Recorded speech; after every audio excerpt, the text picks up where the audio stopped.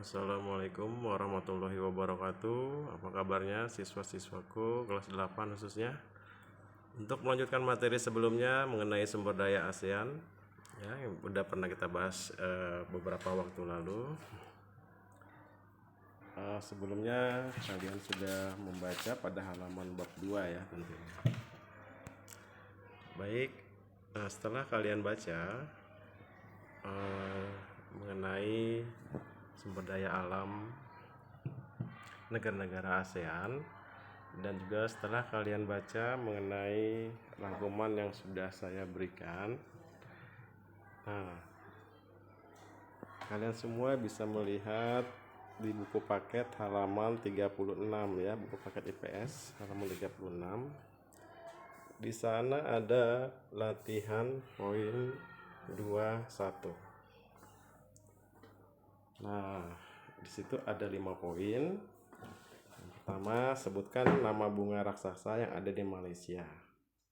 Yang kedua, sebutkan 2 daerah penghasil padi terkenal di Thailand. Ya, dan yang ketiga, mengapa The Two Bataha Reefs di Filipina dinilai sebagai salah satu situs warisan dunia. Dan yang keempat, jelaskan tentang sumber daya pertambangan Singapura. Dan yang kelima, bagaimana kondisi sumber daya minyak bumi di Brunei Darussalam. Nah, kita bahas satu-satu ya, satu persatu seperti ini. Sebutkan nama bunga raksasa yang ada di Malaysia. Nah, bunga ini ternyata tidak hanya ada di Malaysia, namun di negara kita, negara Indonesia juga terdapat bunga ini. Bunga apakah ini? Nah, mungkin kalian sudah pernah mendengar dan sudah mengetahuinya. Bunga tersebut yaitu bunga Rafflesia arnoldi. Ya, kalau di negara kita di Indonesia itu lebih dikenal di daerah Bengkulu tepatnya. Rafflesia arnoldi, bunga besar berwarna merah ini sangat populer di dunia walaupun baunya yang menyengat. Bunga terbesar di dunia ini menjadi daya tarik masyarakat lokal maupun dunia. Namun, di tengah kepopulerannya, kalangan masyarakat banyak yang tidak tahu ketika ditanya mengenai bunga besar ini.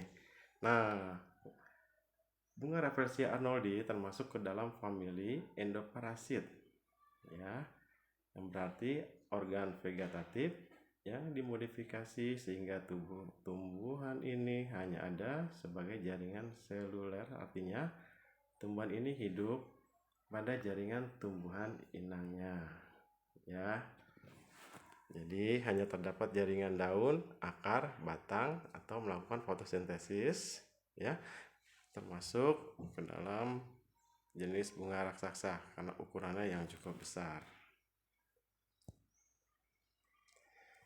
Nah, di sini juga ada beberapa mengenai keterangan fakta mengenai bunga Rafflesia arnoldi tadi ya. Berikut sudah Bapak rangkumkan seperti ini. Yang pertama, parasitnya terbesar, ya, bahkan bisa mencapai tumbuh itu sekitar 1 meter dengan diameternya 107 cm. Juga memiliki bau busuk yang menyengat sehingga menarik serangga, ya, serta memiliki 5 kelopak bunga dengan rongga mekar berwarna putih dan bintik merah atau berwarna merah dan bintik putih kebalikannya. Dan juga butuh waktu 9 bulan untuk mekar. Ya. Berikutnya, sebutkan 2 daerah penghasil padi terkenal di Thailand. Nah, penghasil padi di Thailand itu posisinya berada di lembah Sungai Chao Phraya, lembah sungai Chao Phraya dan lembah sungai Mekong. Nah, ini merupakan daerah penghasil padi yang terkenal di Thailand. Nah, berikut gambarnya seperti ini.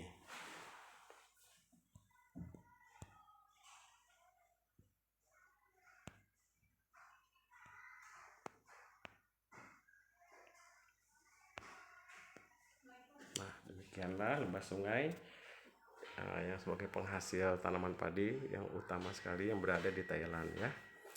Berikutnya untuk poin 4, poin 3, mengapa The Two Bataha Reefs di Filipina dinilai sebagai salah satu situs warisan dunia. Nah, karena kita bahas seperti ini. Posisi tepatnya berada 150 km sebelah tenggara kota Puerto Princesa, Palawan, ya. Tubata Reef berada di Coral Triangle atau pusat geografis keanekaragaman hayati laut dunia. Jadi pantas saja kalau Tubata Reef menjadi kiblat bagi penyelam scuba. Ini bagi hobi menyelam, hobi diving ya. Ini adalah spot yang cocok sekali. Nah, perlu juga kita ketahui, Tubata Reef dianggap sebagai bagian dari Cagayan Silo, sebuah kota pulau terpencil yang dihuni oleh para nelayan. Ya, juga termasuk ke dalam area laut yang dilindungi seluas 100.000 hektar. Ya. Kemudian di sini terdapat kurang lebih 300 spesies terumbu karang berwarna-warni yang menghiasi laut. Ya, juga menjadi habitat bagi 600 spesies ikan, 12 spesies lumba-lumba, hingga 11 spesies hiu, dan bisa dibayangkan betapa beragamnya kehidupan di sini. Maka sepakat UNESCO memutuskan Tubata Reefs sebagai situs warisan dunia pada tahun 1993.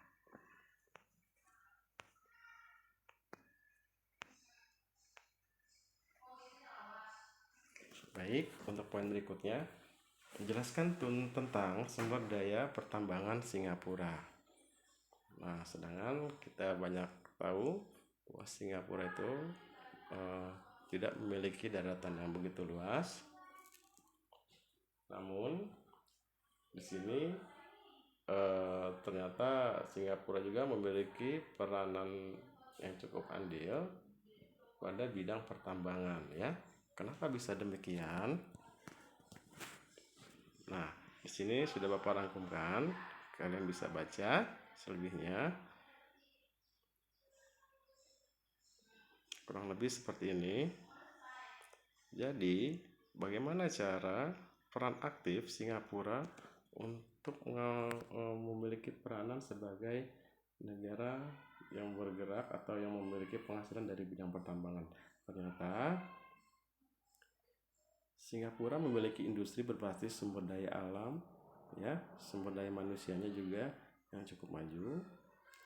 Nah, dari negara-negara ASEAN yang kaya bahan tambang mentah itu mengekspor ke Singapura. Lalu di negara Singapura diolah menjadi bahan barang kebutuhan, menjadi barang jadi.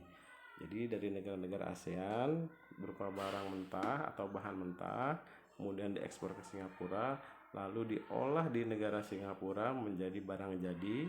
Kemudian setelah menjadi barang jadi, Singapura melakukan ekspor pula ke negara-negara lainnya, khususnya ke negara ASEAN pula ya. Nah, jadi di sini juga sebagai salah satu contoh bahwa Singapura memiliki peranan dalam bidang pertambangan. Misalnya nih, sebagai contohnya Indonesia menjual minyak mentah ke Singapura untuk diolah di sana. Setelah jadi, Singapura menjual produk olahan ke Indonesia. Tentu harganya berbeda dengan harga yang berkali-kali lipat, dan itulah suatu keuntungan bagi negara Singapura. Kurang lebihnya seperti itu. Kalian bisa baca di sini ya. Berikut gambar luas wilayah dari negara Singapura. Seperti ini gambarannya, kotanya. Nah, kemudian untuk poin 5, bagaimana kondisi sumber daya minyak bumi di Brunei Darussalam. Nah, selain Singapura, ternyata negara ASEAN juga ada negara Brunei Darussalam yang bisa dikatakan tidak memiliki cukup luas wilayahnya, namun memiliki sumber daya alam yang berlimpah. Nah, ini sumber daya alam yang berlimpah di Brunei Darussalam ini bisa dikatakan ya minyak bumi ya, minyak bumi. Brunei Darussalam merupakan negara penghasil minyak bumi terbesar di Asia Tenggara. Ternyata Brunei Darussalam yang terbesar ya. Nah, hal ini membuat Brunei Darussalam dijuluki sebagai negara petrodolar, ya, karena berpendapatan cukup besar. Luas wilayah Brunei Darussalam adalah 5.765 km persegi, tergolong kecil, namun negara ini termasuk dalam jajaran negara terkaya di Asia Tenggara dan dunia. Ya. Pada Oktober 2020, pemerintah Brunei Darussalam telah mengekspor crude oil atau minyak bumi sebanyak 141,5 juta dolar Brunei, ya. BND ini adalah mata uang dari Brunei Darussalam, ya. Serta mengekspor liquefied natural gas atau gas alam cair sebanyak 171,3 juta dolar Brunei Darussalam. Nah, jadi sebesar 95% dari total ekspor Brunei Darussalam adalah komoditi minyak bumi serta gas. Ya. Brunei Darussalam juga mengekspor mineral, fuel, transportasi dan peralatan mesin serta chemical dan berbagai negara, ya, kepada berbagai negara. Nah, di sini ada keterangannya, ya. Kalian bisa baca-baca lagi. Ini yang di buku paket halaman 36, ya. Di situ tertulis latihan 2.1, ada 5 poin soal latihan. Nah, jadi disinilah penjelasannya, ya. Berikut penjelasannya. Nah, berikutnya, setelah kalian baca-baca bab 2 ini, tentunya sudah kalian baca ya pada materi sebelumnya. Nah, nanti ada poin 2.3 pada halaman 46. Halaman 46 itu mengenai latihan juga, sama seperti yang kita bahas seperti ini. Di situ ada 5 poin pertanyaan. Sebutkan 2 situs warisan alam dunia di Vietnam. Kemudian, mengapa ada beberapa populasi hewan liar di Kamboja yang berkurang? Kemudian, apa yang disebut dengan trans di Laos? Berikutnya, jelaskan kondisi pertanian di zona kering Myanmar. Lalu, jelaskan secara singkat kondisi pariwisata di Myanmar. Nah, ini kalian bisa kerjakan, ya, tapi tidak dikumpul, namun akan kita bahas lagi seperti ini secara bersama-sama, ya. Insya Allah pada pertemuan berikutnya kita akan melakukan via Zoom, ya, via Zoom. Nah, materi sekarang yang sudah Bapak share ini, Bapak berikan ini, harap kalian dibaca-baca terlebih dahulu, dibaca-baca, ya, dari tentunya dari yang halaman 36 tadi, ya. Kalian baca, kalian pahami. Jika ada yang belum dimengerti, bisa kalian tanyakan, ya. Ya. Lalu setelah kalian baca, setelah kalian pahami, kalian bisa mengerjakan, ya, halaman 46 pada buku paket IPS. Nah, dikerjakan saja, ditulis kertas lembar, tidak langsung dikumpulkan, tidak, ya, tidak dikumpulkan dahulu, tapi kita bahas terlebih dahulu melalui Zoom pada pertemuan hari Kamis, pertemuan hari Rabu aja, pada hari Rabu berikutnya, ya, seperti itu. Jadi untuk pertemuan hari ini, Bapak ingin kalian memahami terlebih dahulu dari apa yang sudah Bapak share saat ini, seperti itu, ya. Kalian tonton, kalian baca, dan kalian pahami rangkuman-rangkuman yang sudah Bapak berikan seperti ini, berdasarkan sesuai panduan dari halaman 36 tadi. Baik, cukup demikian. Setelah kalian pahami, jika ada yang belum dipahami, bisa kalian tanyakan ke Bapak. Jangan lupa Bapak ulangi lagi, ya. Halaman 46 pada buku paket ada 5 poin pertanyaan. Kalian coba jawab terlebih dahulu, tidak dikumpulkan. Kalian jawab terlebih dahulu, ditulis di buku atau di kertas lembar, tidak dikumpulkan, ya. Nanti kita bahas untuk pertemuan berikutnya. kita bahas di pertemuan berikutnya secara bersama-sama. Baik, terima kasih. Wassalamualaikum warahmatullahi wabarakatuh.